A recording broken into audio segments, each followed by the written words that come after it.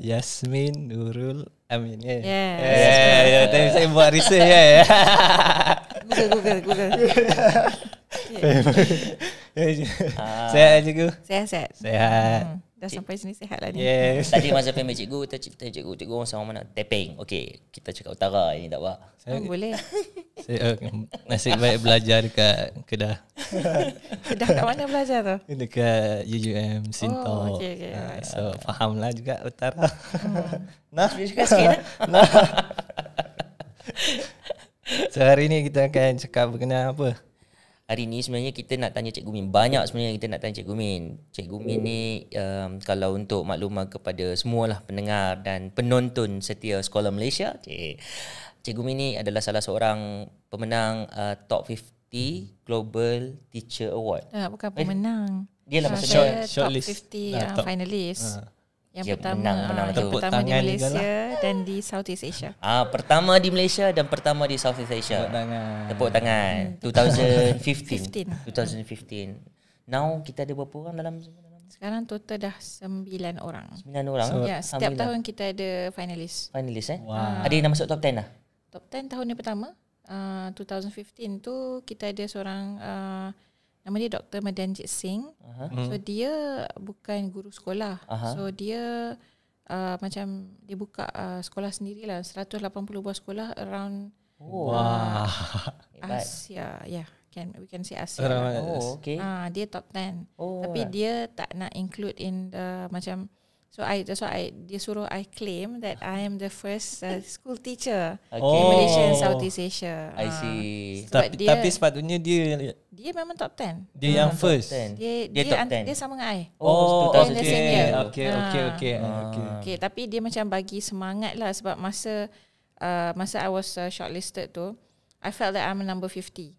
Kan, kalau kita rasa rendah diri kan, kita tengok kan all the profile of the other 49 tu macam wah hebat. And then bila Dr. Madanjit dapat top 10, kita rasa lagi macam oh my god, dia top 10 and you know where mana kita kan. Tapi dia bagi I macam satu semangat. Dia kata macam dia kata you are the first school teacher in Malaysia and Southeast Asia chosen. Dia kata so you claim that. I was like okay. Walaupun kita rasa kita nak be humble, tapi dia kata no. Dia kata ada masa kita kena be humble, ada masa kita kena put our place. Sebab dia kata there are many other teachers who are looking up to you. Yes. Okay. And then bila I said that I'm not sure why I'm the top 50 kan, I may have been number 50. Lepas tu dia kata no. Dia kata you have to remember this. Some people are chosen for what they have done. Tapi dia kata God put you there because you are chosen for what you are about to do. Masa tu saya tak faham sangat apa maksud dia sebab saya rasa dunia saya hanya dalam sekolah aja, dalam lab saya je. Tapi then after that I felt like okay, my life memang change lah 360 degrees so many times because people keep calling me kan, macam you know macam kita kan. So macam benda yang kita tak pernah buat sebelum ni, benda yang saya tak pernah yang saya imagine je yang saya akan buat, macam I wanted to talk a lot, I wanted to impart knowledge, I wanted to you know macam meet other teachers semua tu and not just confine my school. Semua benda tu semua direalisasikan melalui that your character, finalist. you are more towards introvert ke you are extrovert? Dia ada masa. Dia ada masa. Kind of ambivert lah, I would say that lah. Sebab kadang-kadang kalau macam kat sekolah, I'm very versatile. Macam I tak ada rasa macam fear terhadap student ke apa kan. You can macam kita tak rasa tak ada stage fright pun.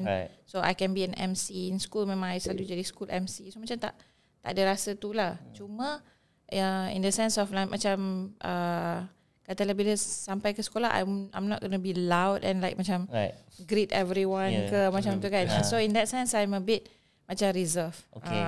Because I think from looking at you can somehow macam analyse lah, you are not like macam masuk-masuk itu hello everyone, hi, bukan macam tu kan.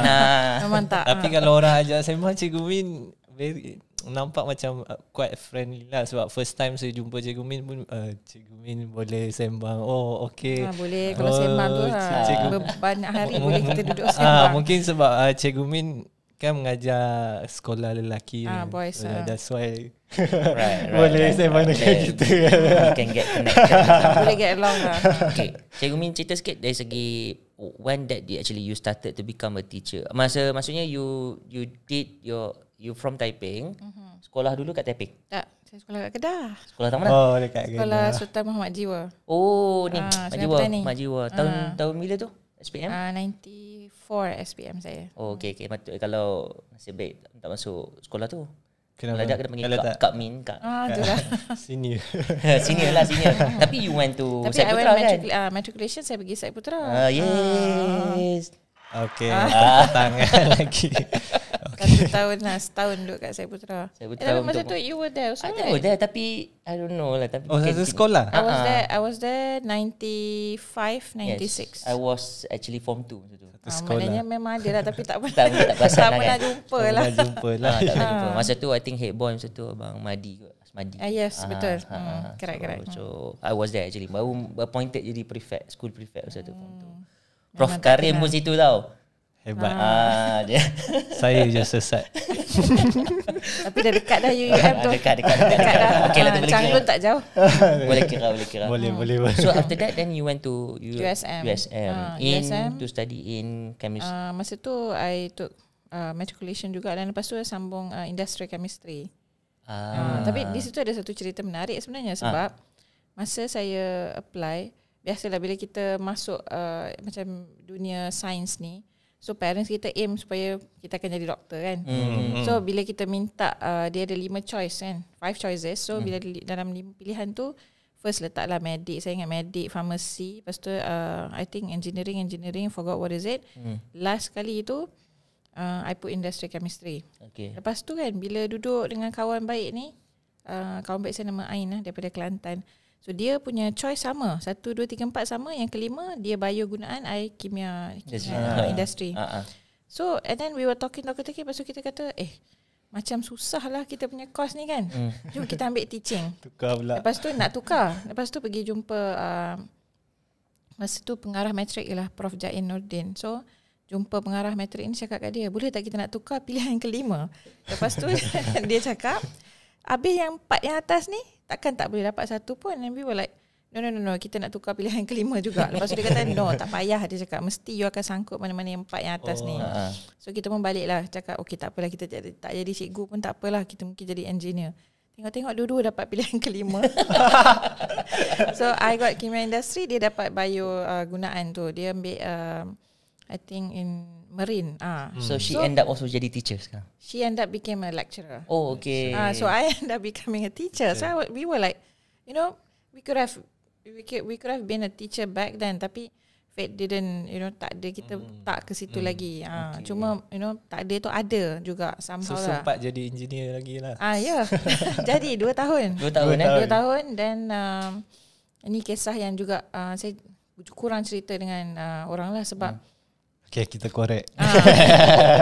Sebab kisah tu macam sensitif, sebab dia deal dengan 9/11. So masa tu 9/11. So masa 9/11 tu kan building tu runtuh kan, jatuh.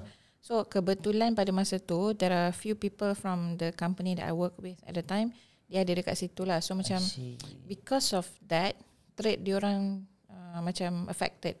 So when the trade is affected, the company I work with ni dia Singapore based company. So Malaysia punya base ni ada lebih kurang 7 orang bekerja je. So it's more in Singapore. So dia start downsizing, last in first out policy macam tu. Tapi Malaysia dia tak kacau, cuma dia cut our pay into half. Lepas tu macam bagi kita kalau kita nak take leave ke MC ke semua unpaid lah. So when that situation happen, although the job is superb, memang I suka, memang betul-betul I suka, sebab I love periodic table. I love periodic table. I memang boleh kata memorize lah, pick lah apa benda semua kan. Tahu periodic table? Chemist kan? Chemistry punya table. Jadual berkala. Jadual berkala. Cikgu ingat tak semua tu? Yalah, dah ada cikgu chemistry mestilah ingat. Tapi banyak kot. Sebab masa tu memang my interest is in elements tau. So walaupun I belajar industri, tapi my interest in elements. And bila kerja pula dengan scanning electron microscope and all the macam orang kata apa, macam cases yang datang pun interesting. So memang tak rasa boring lah. Walaupun macam menghadap komputer je, tapi komputer tu pun is connected to the SEM machine kan. So it's fun. Lepas tu bila jadi macam tu, then I think this is where parents play an important part. So no offense to those yang tak ada parents ke atau dan sebagainya, tapi I think if you are still a parent even though your child is already like 20 something, semua tu, you still have to take interest on what your child is going to do.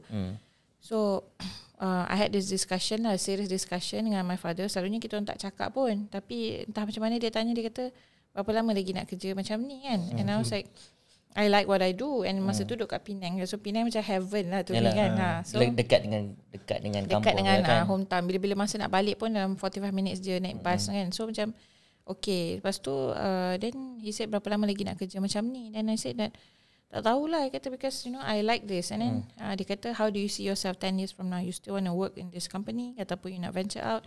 And kebetulan tahun tu masa I started working tu, sebabkan 9/11 kan, 2001 tu ekonomi pun satu dunia memang teruk kan. So of course nak cari kerja lain pun macam susah. So my father kata, I think maybe you should try apply to be a teacher. Dia kata sebab you cakap banyak all the time. I was like, cakap banyak, okay. Lepas tu dia kata macam sebab I suka membaca. Sebab dulu masa dari zaman kecil sampai pergi ke boarding school, dia memang beli 9 newspaper a day. So kisah dia lah, bila kita macam me and my siblings lah, 2 orang ni, beza umur kita orang setahun dengan 3 tahun. So rapat kan, kalau turun daripada sekolah tu, orang kalau balik rumah buka pintu mesti kejar makanan dulu kan, nasi tengah hari kan. Kita orang kejar paper. Paper siapa dapat star dulu. So star macam interesting kan, semua benda ada kat dalam tu. So akan rampas paper dulu, tentukan paper masing-masing pegang paper, lepas tu letak cop tempat dekat meja, lepas tu baru pergi ambil pinggan makan. Nasi. Makan. Maksudnya sambil makan sambil baca. Sambil makan sambil baca. Sebab my father dia ada dia punya style where lapik meja kan. Dia bukan lapik meja makan tu dengan macam pelapik meja, dia akan lapik dengan paper. Dengan surat khabar tu. So kita akan sambil makan sambil baca lah. I think remember lah macam makan nasi lemak kan. Seronok kan sambil makan tu. Something news kan. So mesti baca lah. So akan habis masa kat situ baca lah something, baca news apa semua. So that's how he inculcate the love of reading in us. That's interesting approach. Yeah. Paper, pasal paper pun susah cari sekarang ni. Apa dia? Paper sekarang physical paper kita pun malas nak beli kan. Handphone lah. Letak handphone kan. Sekarang most on handphone lah. Tapi I think should letak lah surat khabar ni. Beli surat khabar, pergi makan tu sambil tengok surat khabar. Bagus juga at least. Lapik meja tu lah basically. Besar lah. So kita orang membesar cara tu. So dia kata, so bila of course bila dia find something interesting, and then my father dulu dia tak bagi kita tengok rancangan hiburan. The most yang dia bagi tengok pun berita, walaupun kita curi juga. Tapi lepas tu dia ada macam session macam ulasan. Dia selalu tanya, okay, what did you read today? You pegang paper Star hari ni. Your father kerja apa? My father dia last designation dia dekat income tax. Dia memang kerja income tax lah the whole life, LHDN. But it was good for him to, I mean, berapa ramai parents yang would like to trigger tu kan, macam tanya apa yang you baca, apa yang you can summarize on things. Reflection. Wow. Reflection, yes. Newspaper tu sebab dari kecil, I ingat masa umur 5 tahun 6 tahun tu, dia akan bagi kita dictionary. So pilih one page and tarik satu perkataan, try to write a sentence. So macam dia tak pernah macam bagi kita punishment, tapi banyak on macam reward. So kalau buat benda ni, okay, you dapat 50 sen, ataupun buat ni dapat macam coklat.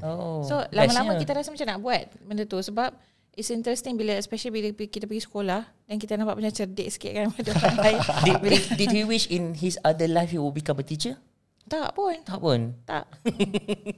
Tapi memang it's very. Tapi dia punya interest in books is high lah, sebab I still have the books yang he bought on the day I was born. On the day I was born, dia dah beli buku dulu, dia panggil Ladybird.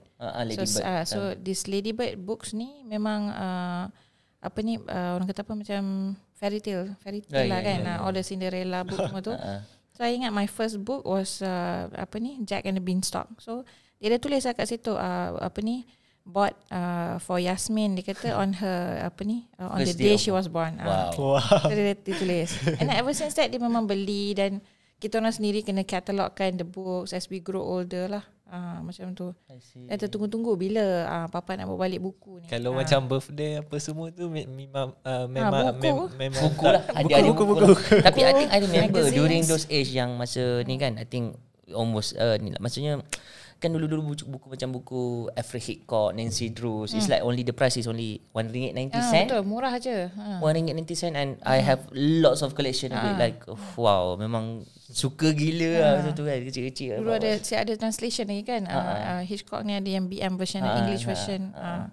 So and then macam-macam lah. My father will bring us back the books, and I think majalah pun dulu ada apa, Bujal, Kuntum, Bambino, so many.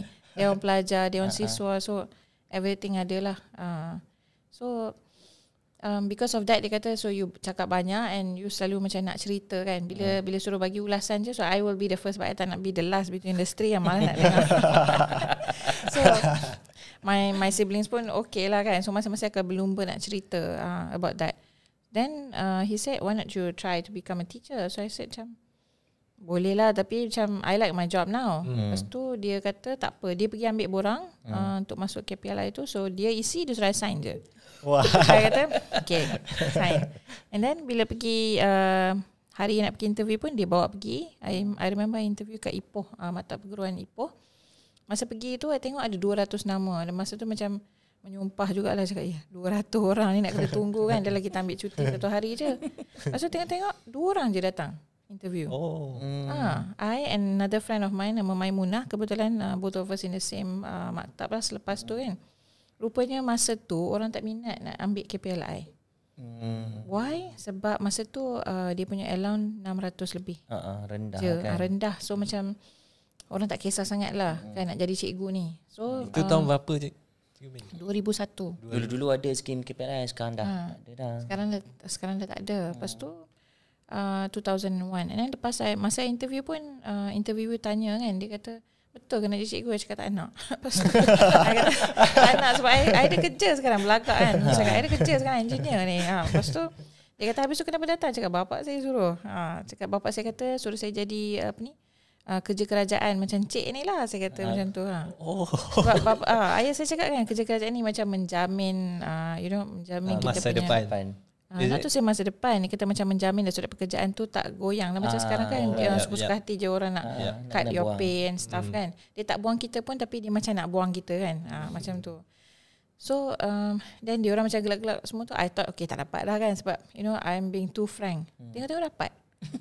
Macam tapi kenapa boleh dapat sebab 2 orang kot. Satu pun 2 orang. Tapi masa tu cikgu pun tak ramai kan. That's why sampai dia buka KPLI. Dia ni more teachers during that time. Masa tu dia nak cikgu. And then lepas tu bila I masuk je maktab tahun 2002. Maktab kat mana? Tuanku Bainun. I semua Penang. Utara. Tak pergi tempat lain. Universiti kat Penang, maktab kat Bainun, Bukit Mentajam, sekolah Matric, first, sekolah mengajar sekolah first. Taiping ke? Okay. Semua sana. Ni lah paling jauh datang ni lah. Ni lah. Ni the second school and staying here lah so far kan. Okay.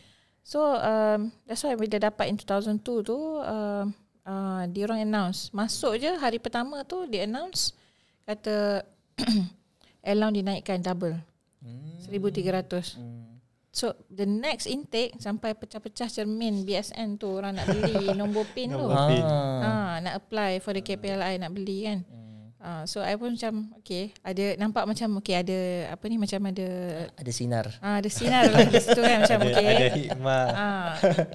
And then apa ni orang kata apa? Okay, yalah, you pergi kelas, balik kelas, you pergi koko, orang bayar 1,300 sampai tak nak kan.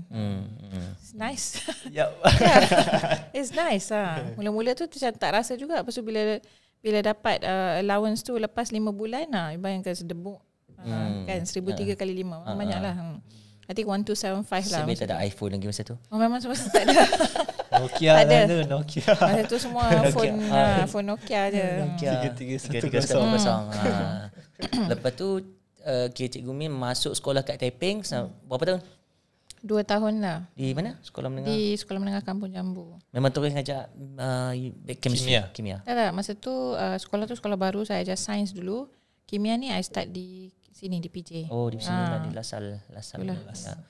So, cuma saya rasa macam bila parents kita yang macam okay dengan apa yang kita nak buat kan.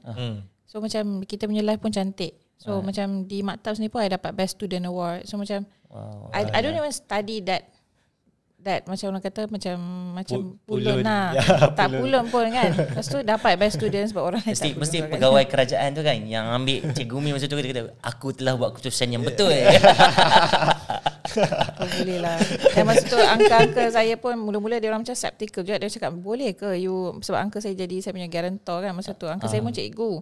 Lepas tu dia kata betul ke kau ni kan, macam jangan apa ni, macam jangan bagi malu lah arwah dah pun dia. So aku cakap no lah, I will make you proud. Bukan, ada another one before that. So then I said no lah, I said I will make you proud lah. Dia tengok boleh dapat best student lah. Memang dia pun cakap okay lah. Nasib baik lah. Nasib baik best student. Nasib baik lah best student lah.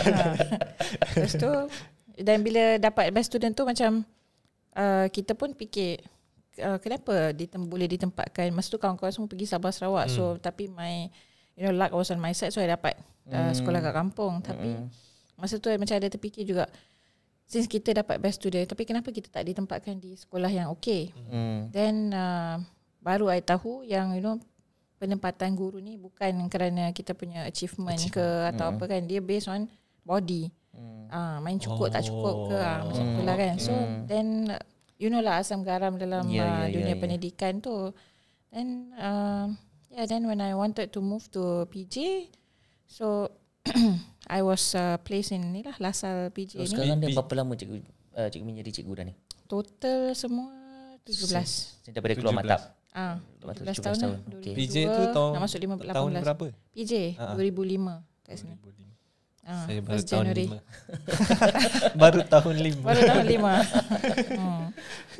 5. Okay, so bila you speaking of which, when you start teaching, what is macam is there anything like macam ada culture shock ke bila masuk mengajar, ataupun macam you feel you straight away you enjoy your profession ke, ataupun macam mana? Sebab tak ada culture shock, cuma sebab daripada maktab lagi I think ahead. So macam kat maktab kan, orang baru kawan-kawan macam baru buat decision untuk pilih sekolah. Bila pensyarah cakap okay lagi 2 minggu you boleh pilih sekolah untuk you practical. But I thought of that like few months before. So I dah aim dah cari dah sekolah mana. And then my choice masa tu was Convent Bukit Mentajam. Sebab I was thinking okay, it's my practical, I need to ace it, and I don't want to macam face issues kan. So I felt that okay, I would start with a girls' school and convent, because I have been a convent girl sampai form 4. Then form 4, form 5 I was in a co-ed school. So I rasa macam I don't think I can macam orang kata nak adapt to a co-ed school lah. So masa tu I fikir okay, I should focus on that. So bila lecturer cakap je, lecturer kata lagi 2 minggu buat keputusan. Hari tu juga saya pergi tulis nama. Saya siap buat borang, saya cakap saya nak ke sekolah ni. Saya tulis nama saya first. Cikgu Min memang awal tak kali. Kiasu ni. Awal tak kali. So kita aim nak orang kata apa, nak betul-betul nak ace kan. Betul. Nak orang kata apa, nak hidup senang, bukan kita nak hidup susah. Dan I cari setiap kawan yang I tahu okay, ni buddy yang kita boleh work with juga kat sekolah tu kan. So tangkap juga kawan cakap aku nak masuk convent ni, kau nak tak? So dia pun macam okay. So nama kita dulu. So macam bila ada bit of a proactive punya approach ni, lecturer pun macam okay lah dengan kita kan. And then you got what you want lah. Maksudnya memang dia basically actually di maktab tu macam I got a lot of what I wanted, although ada benda yang I tak nak tapi macam terkena. So okay, contoh macam I don't want to go hiking. Masa tu tak suka, memang tak minat langsung. Tapi sebab masa di Syed Putra, I don't know whether you pernah pergi ke tak, apa tu, Wang Burma. Pernah masuk? Pernah kan? Mana ada budak Syed Putra tak pergi Wang Burma tu? Itu kat mana? Itu kat mana? Dekat Wang Kelian. Dekat Wang Kelian. Atas sikit pada Wang Kelian. Tapi dia masuk gua tau. Okay. Masuk gua, tapi gua tu sampai you kena tunduk, you kena merangkak semua. Ya. Tapi bau keluar tu memang bau kelawak. Bau tek kelawak. Bau Batman. Balik Perlis kita pergi. Best. Tapi kena ada guide. Tak boleh nak masuk to go with guide. It's fun to go there sebab dia ada stalagmite semua dalam tu. Dan lepas tu dia dalam tu kan ada macam ruang, ingat tak? Ada ruang kosong yang besar tu kan. Lepas tu masa tu guide ni mesti Pakcik Aliah bawa ni. Rasanya dah tak ingat dah lama dah. Guide pun akan suruh kita duduk off lampu, muhasabah diri kat dalam tu. So macam very nice lah. And I think if I'm not mistaken, they cross 3 countries, Thailand, Burma, Malaysia, dekat dalam tu. Sebab dia luas sebenarnya, tapi tak sebesar macam Gua Niah semua tu lah. Okay. It's very nice, very nice. Very nice. Very nice. Tak apa. Tapi tak tahu kok Mas nak pergi pula lepas ni muat ke tak. Tak apa, nanti kita pergi.